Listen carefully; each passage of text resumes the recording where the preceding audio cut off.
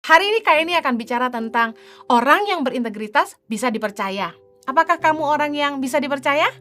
Amsal 28 ayat 20 berkata gini, orang yang dapat dipercaya mendapat banyak berkat. Tetapi orang yang ingin cepat menjadi kaya tidak akan luput dari hukuman. Orang yang dapat dipercaya itu mendapat banyak berkat.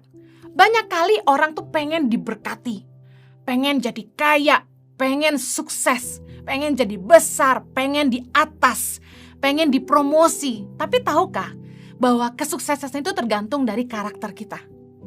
Kalau kita berpikir hanya dengan kepintaran akal budi kita, hanya dengan keahlian kita bisa jadi orang hebat, kita salah. Karena semua itu harus didasari dengan fondasi yang kuat. Dan salah satu fondasi yang kuat adalah integritas. Kita harus bisa jadi orang yang dipercaya. Lihat hari ini orang-orang yang jadi kaya lalu mereka ditangkap polisi, masuk ke penjara. Mereka yang kaya raya tapi hari ini jadi buronan. Kenapa? Karena mereka gak punya dasar yang kuat, yaitu integritas. Firman Tuhan tuh gak pernah salah. Dikatakan orang yang dapat dipercaya yang mendapat banyak berkat. Jadi kalau kita ingin kaya, sukses, melimpah, diberkati, dipromosi, jadilah orang yang bisa dipercaya. Katakan amin.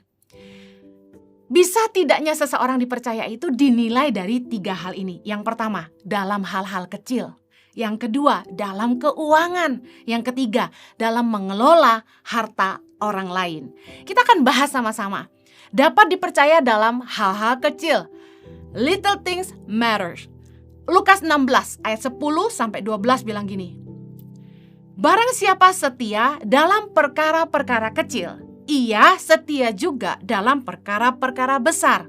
Dan barang siapa tidak benar dalam perkara-perkara kecil, ia tidak benar juga dalam perkara-perkara besar. Ayat 11. Jadi, jikalau kamu tidak setia dalam hal mamon yang tidak jujur, siapakah yang akan mempercayakan kepadamu harta yang sesungguhnya? Ayat 12. Dan jikalau kamu tidak setia dalam harta orang lain, siapakah yang akan menyerahkan hartamu sendiri kepadamu? 3 hal inilah yang menjadi dasar dari khotbah Kak ini hari ini, bahwa kita harus bisa dipercaya dalam hal-hal kecil, dalam keuangan, dan dalam mengelola harta orang lain. Yang pertama kita bahas, dapat dipercaya dalam hal-hal kecil. Tadi dikatakan gini, barang siapa bisa dipercaya dalam hal-hal kecil, dia pasti bisa juga dipercaya dalam perkara-perkara besar. Kebanyakan orang itu mau langsung dipercaya yang besar, mau langsung punya jabatan yang tinggi. Padahal semua itu dimulai dari hal kecil. Kak Heni juga dulu memulai pelayanan Yayasan Tangan Pengharapan dari kecil. Waktu itu Kak Heni di Bandung ngelihat ada anak-anak putus sekolah. Dan mereka sering ganggu kita di depan rumah. Dan Kak Heni tanya mereka, kenapa kalian gak sekolah? Dan mereka bilang gak punya biaya teh. Dan Kak Heni bilang, mau gak belajar bahasa Inggris? Karena Kak Heni mikir, kalau mereka gak punya biaya buat sekolah, bagaimana kalau mereka bisa bahasa Inggris? Kan bisa kerja jadi tour guide, kerja di hotel, jadi porter, dan lain sebagainya. Akhirnya datanglah 5 anak. Dan dari 5 anak inilah Kak Heni ngajarin mereka bahasa Inggris gratis. Kasih mereka makan, dari dapur sendiri, dari uang sendiri. Dan hari ini ada mungkin udah 10.000 anak-anak Indonesia yang pernah lewat di Feeding and Learning Centers Tangan Pengharapan di berbagai pelosok di Indonesia. Dan hari ini ada 6.100 anak-anak di seluruh Indonesia di 85 titik yang mendapat makanan bergizi dan pendidikan gratis dari Yayasan Tangan Pengharapan. Ada 8 asrama yang sudah ada, dan yang ke-8 lagi di progres dibangun di Biak. Kemudian ada 200-an anak-anak di asrama yang tinggal yang mendapat beasiswa dari SMP sampai kuliah. Kemudian ada program mobile klinik yang mengobati pasien gratis 500 sampai 1.000 pasien tiap bulan di NTT. Ada sekolah pelatihan pertanian di Kupang. Dan juga ada guru-guru pedalaman yang diutus oleh Tangan Pengharapan. 1 bulan itu Tangan Pengharapan harus menggaji sekitar 200 guru, termasuk diantaranya guru lokal dan guru kontrak. Kalau ngelihat dari cerita ini, kalian bisa ngebayangin kan ya, dari 5 anak yang Kak Heni dulu kasih makan di rumah, ajar bahasa Inggris, hari ini tuh proyek Tangan Pengharapan, program Tangan Pengharapan udah sebesar ini dan seluas ini. Dari mulai Nias, Mentawai sampai Papua, dari Maluku Utara sampai ke NTT. Luar biasa gak Tuhan kita?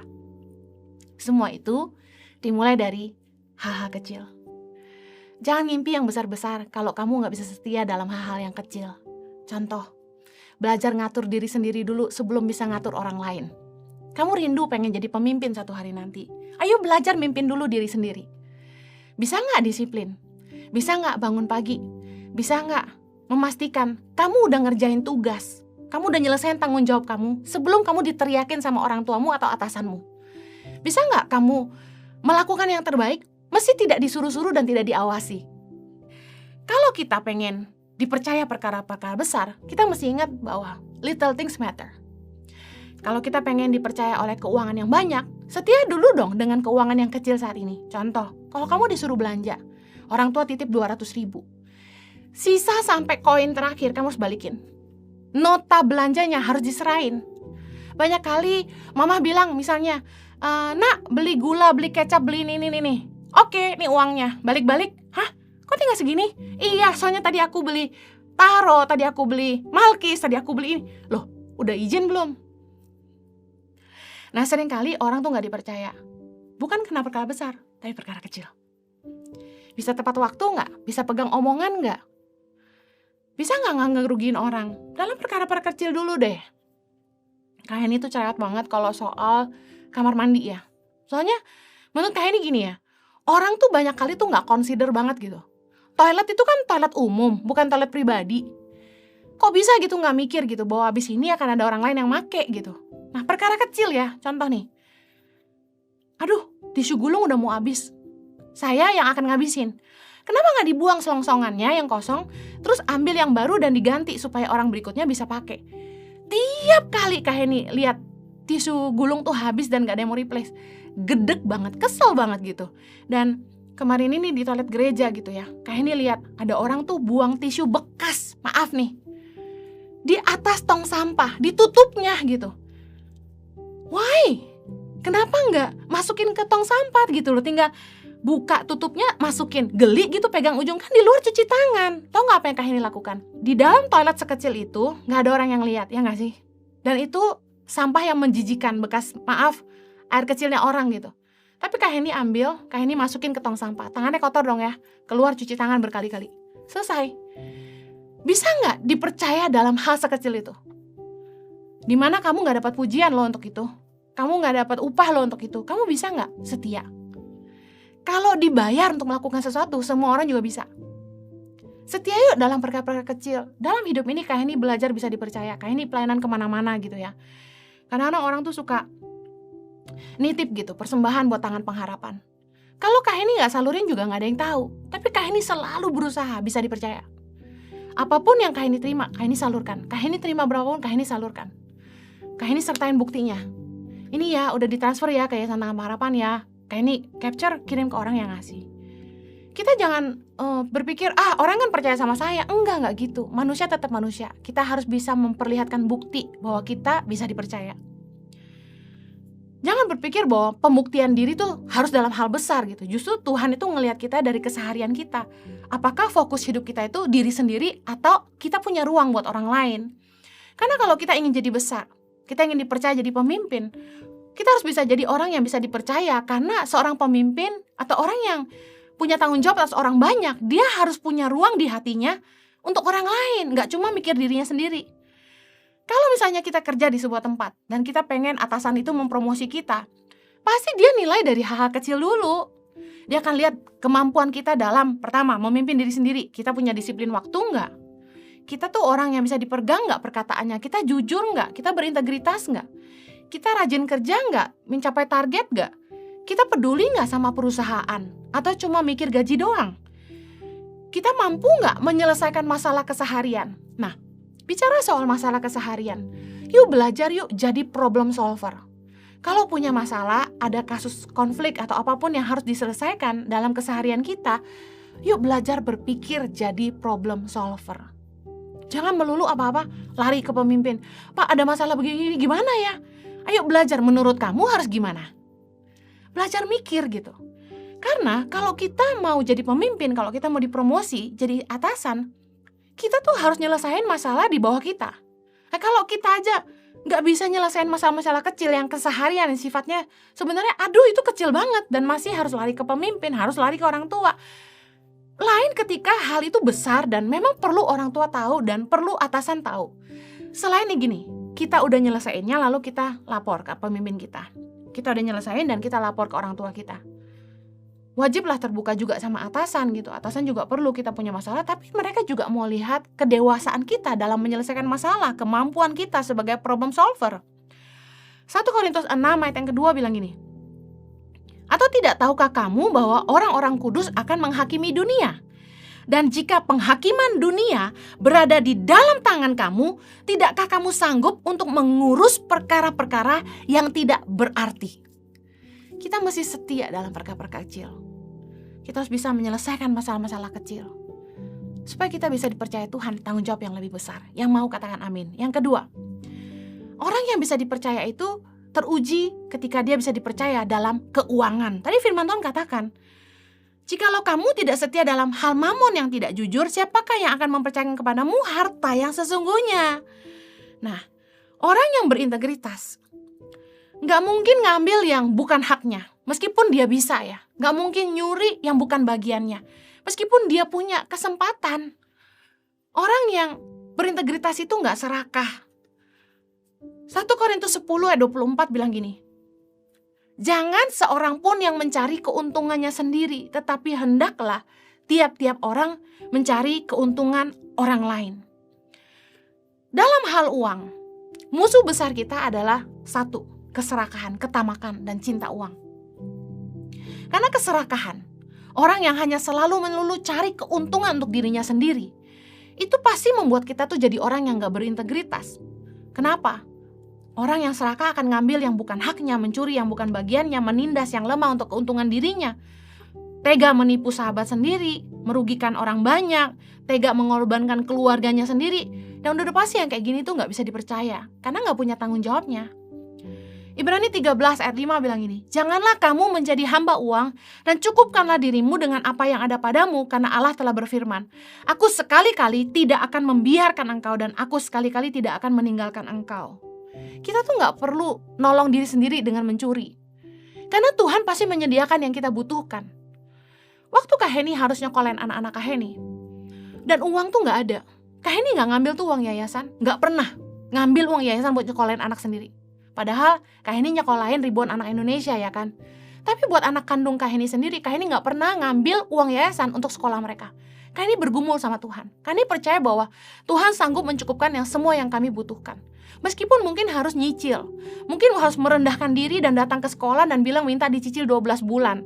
Meskipun harus gesek kartu kredit lalu mencicil. Apapun Kak Heni lakukan asalkan tidak mencuri. Kita harus bisa dipercaya. Kalau kita mau dipercaya Tuhan sama harta yang sesungguhnya, yaitu yang menjadi milik kita sendiri, kita harus bisa dipercaya dengan mamon yang tidak jujur itu. Uang itu sering bikin orang gak jujur. Nah, bisa gak sekarang kita belajar setia dalam perkara uang? Jangan nyuri, jangan cinta uang. Kita tuh gak boleh kalah sama uang. Makanya firman Tuhan bilang, janganlah kamu jadi hamba uang. Hamba uang tuh gini, selalu otaknya duit, hidupnya dipimpin duit. Gak ada duit gak happy. Kita harus belajar mencukupkan diri kita dengan apa yang ada, kata firman Tuhan dalam Ibrani 13 ayat 5 tadi. Supaya apa? Supaya kita tuh gak jadi budak uang. Karena yang sering bikin kita jadi budak uang adalah gini, mental kita dipimpin oleh brand. Duitnya gak ada tapi maksa mau beli. Kita ngutang, kita gesek kartu kredit, lalu kita setengah mati bayarinnya. Gaji tiap bulan habis cuma buat bayar cicilan kartu kredit. Kan ada tuh pinjaman online. Itu tuh membodohi kita, mencekik kita. Banyak orang yang akhirnya gak bisa bayar. Gaji tiap bulan habis bayar hutang. Lalu buat hidup gimana? Sebagai anak muda kita masih pikir panjang. Jangan karena kita dibodohi oleh zaman, oleh dunia yang pakai label-label dunia baru diakui gitu. Kita gak perlu ikut itu semua. Kita masih punya prinsip hidup sendiri. Kak Heni gak pernah tuh ngiri sama teman-teman yang pakai branded stuff. Kak Heni punya beberapa barang yang branded, tapi Kak Heni tidak dipimpin oleh label dunia. Kita masih punya gaya hidup kita sendiri. Kalau orang bilang, Bu Heni tuh terlalu sederhana, Kak Heni tuh terlalu sederhana, biarin aja. Kan saya gak nyusahin siapa-siapa. Saya gak makan dari uangnya dia. Orang mau komentar apa aja, basically gini, orang tuh cuma bisa ngomong, gak bakal nolong. Ngapain hidup kita dipimpin sama label-label dunia? Kalau gak brand itu kayaknya gak keren. Why? Kenapa gak nyiptain brand sendiri? Kenapa gak jadi trendsetter? Kenapa kita selalu ikut-ikutan orang lain? Gak semua apa yang mereka pakai cocok di kita kok. Sebagai anak muda, kita mesti punya prinsip dalam hidup ini. Jangan makan gaya, jangan sampai kemakan gaya. Ujung-ujungnya kita susah. Lebih baik gak punya hutang. Buat apa gaya tapi hutang di mana-mana? Lebih baik tuh kita hidup sederhana tapi mau apapun ada. Kita cukup. Hidup lebih bahagia, tidur lebih nyenyak. Kita gak malu ketemu siapa aja. Malu kan kalau ketemu orang yang kita ngutang sama dia gitu. Pasti menghindar. Kita akan dibenci sama teman-teman kita kalau kita jadi benalu buat mereka. Ingat, jangan jadi hamba uang, jangan kalah sama uang. Kita harus belajar berkata cukup supaya kita gak jadi serakah, tapi kita punya hati yang limpah. Jangan sampai kita dipimpin oleh uang. Kita bukan budak uang, kita budak Tuhan. Jangan mencuri hanya karena Anda punya kebutuhan diri sendiri. Pastikan kita belajar cukup, mengelola keuangan dengan bijak, punya tabungan setiap bulan. Pandai menyisihkan. Kalau beli barang, beli pada saat sale. Jangan pada saat barang baru keluar, harganya mahal. Barang yang sama akan dibeli lebih murah bulan depan atau 2 bulan lagi. Kenapa harus beli sekarang? Mari belajar menahan diri, menguasai diri. Itu penting buat anak muda, karena anak muda itu harus belajar menguasai diri. Shopping pada waktu yang tepat adalah bijak. Membeli sesuatu yang kita butuhkan adalah bijak. Jangan sampai hidup kita dipimpin oleh uang. Jangan sampai hidup kita dipimpin apa kata orang. Yang terakhir, orang yang berintegritas itu dapat dipercaya dengan harta orang lain. Tadi firman Tuhan katakan, Lukas 16 ayat 12, dan jikalau kamu tidak setia dalam harta orang lain, siapakah yang akan menyerahkan hartamu sendiri kepadamu? Kalau kita pengen dipercaya Tuhan dengan harta milik kita sendiri, kita mesti bisa belajar dipercaya dengan harta orang lain. Nah, pada saat ini kalau ada generasi anak muda yang kerja ikut orang, dengar baik, engkau sedang diuji sama Tuhan. Bisa nggak dipercaya dengan harta orang lain? Prinsip dasarnya ini, Matius 7 ayat 12. Segala sesuatu yang kamu kehendaki supaya orang perbuat kepadamu, perbuatlah demikian juga kepada mereka. Itulah isi seluruh hukum Taurat dan kitab para nabi. Sebelum kamu melakukan apapun, ini harus jadi dasar. Saya mau nggak diginiin? Kalau saya nggak mau diginiin, saya jangan gituin orang. Kita nggak suka dirugikan, ya kita juga nggak boleh ngerugiin orang lain. Kita nggak suka barang kita dirusak orang, ya kita juga jangan ngerusak barang orang lain. Kita nggak suka dicuri barang kita oleh orang lain, ya kita jangan mencuri. Kita nggak suka direndahkan, ya jangan merendahkan. Kita nggak suka diperlakukan tidak adil, ya kita juga nggak boleh memperlakukan orang dengan tidak adil. Ini prinsip dasar yang kita harus pegang dalam hidup ini. Dalam hal bagaimana kita mengasihi orang lain seperti diri sendiri adalah kita memperlakukan orang lain sebagaimana kita sendiri juga ingin diperlakukan. Firman Tuhan juga katakan, kasih itu tidak melakukan yang tidak sopan dan tidak mencari keuntungan diri sendiri. 1 Korintus 13 ayat ke-5 berkata gini, ia tidak melakukan yang tidak sopan dan tidak mencari keuntungan diri sendiri. Ia tidak pemarah dan tidak menyimpan kesalahan orang lain. Pada saat kita dipercaya harta orang lain, jangan sampai kita tuh gak sopan. Jangan cari keuntungan diri sendiri doang gitu.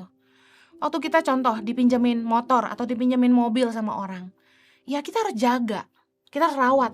Jangan sampai ditabrakin, jangan sampai udah minjem bensin gak diisi, jangan sampai udah kotor gak dicuci. Orang-orang kayak gini tuh adalah orang-orang yang punya mental aji mumpung. Udah orang baik sama dia malah manfaatin kebaikan orang untuk keuntungan diri sendiri. Nah yang kayak gini gak bisa dipercaya, karena mentalnya selalu gini, mi terus.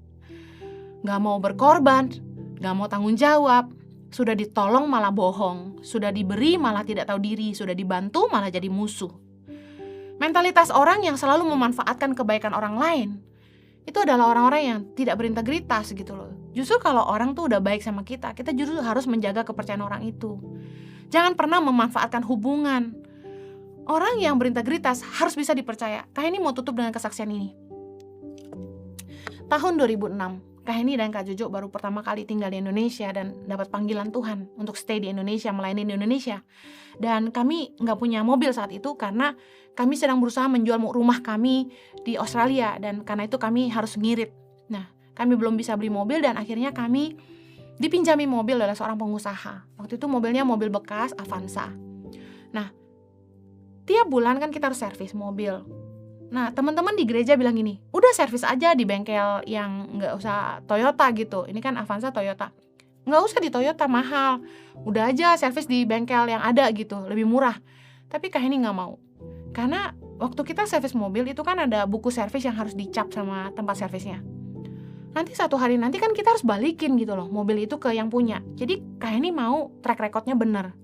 Servis tiap bulan, servisnya di Toyota, servisnya Toyota. Meskipun harganya tuh ya, misalnya di servis di bengkel biasa 300-an, di Toyota bisa 800-an. Aduh, rasanya sakit banget. Tapi karena Kak Heni sama Kak Jojo pengen bisa dipercaya, kita terus servis di Toyota. You know guess what? Kita pelihara mobil itu seolah-olah mobil itu punya kita sendiri.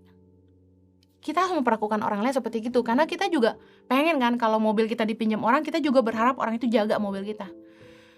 You know, apa upah yang kami dapat?